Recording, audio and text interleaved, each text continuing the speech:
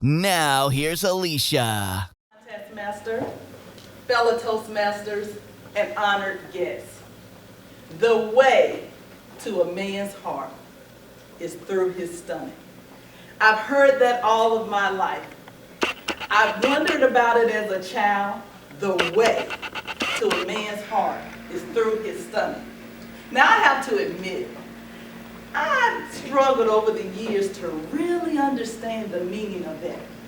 When I was a child, I honestly thought this meant the way to his heart was through his stomach. The more I tried to get it through his stomach, the more it buzzed. I'm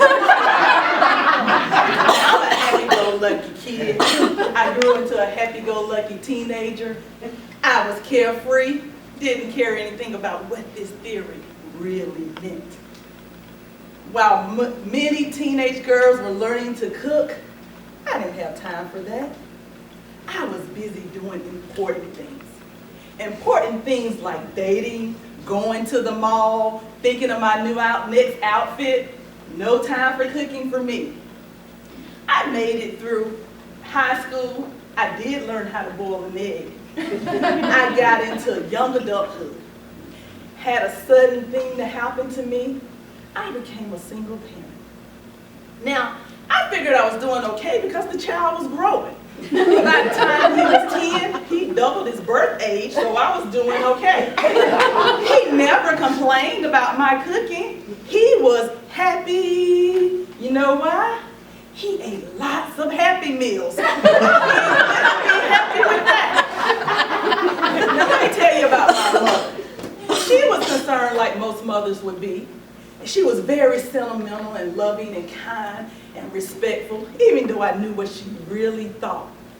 Each year she would give us a birthday card, and every year she'd do something around the theme. When you were 16, of course, it was Sweet 16. Well, I look forward to those cards, beautiful Hallmark cards. And each year, even though it was a beautiful Hallmark card, she took the time to write her own poem. Every year I look forward to it. Every year I cherish those cards, knowing what to expect. On my 30th birthday, it was like no other. I have the card here to share with you. When I opened it up, I immediately knew this is not a Hallmark card. It reads, "This is the main event, the big enchilada, your 30th birthday." Wow, Mom really went out for my 30th birthday. Celebrate good times. What is this? This was definitely no card like I ever received from my mom. Well, I noticed that she'd written a poem, so I thought, okay, this will be similar to what I'm used to getting. It reads, "To my youngest daughter, now that you're 30, I felt the need to do something different and out of the box. So celebrate. And as I hope you laugh as much as I did when you read this card." It reads, 30 isn't old if you're married. Being 30 isn't so bad even though you're still single. At least your car insurance will go down. Always remember, the way to a man's heart is through his stomach. So now that you're 30, look, get a book. You need to learn how to cook. Sincerely celebrate. LOL, love, Mom.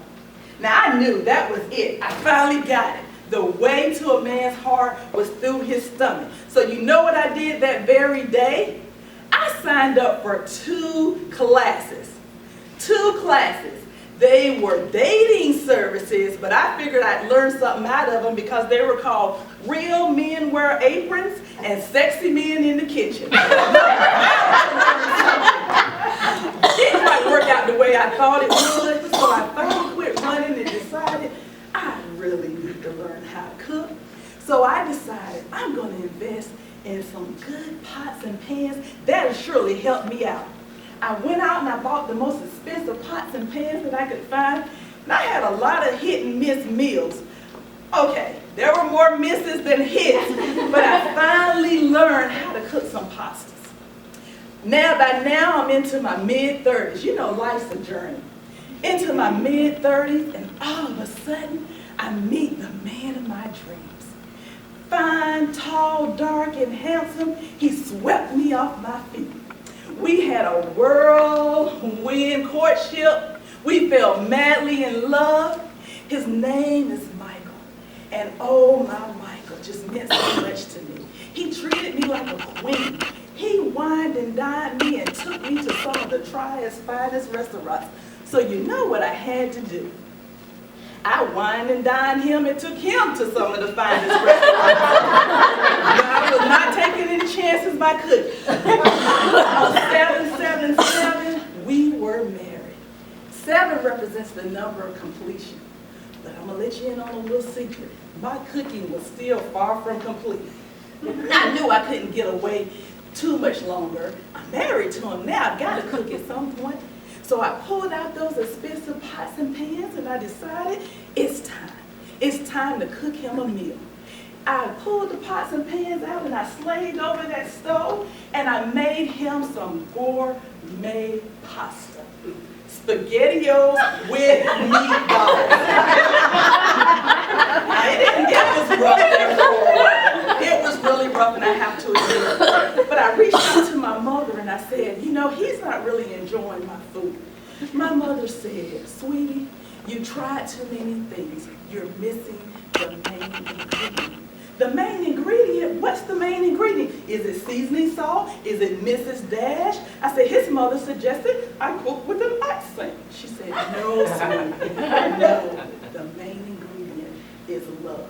You've got to have passion when you cook. You've got to let him know that you really want to do this. You're making it into a chore.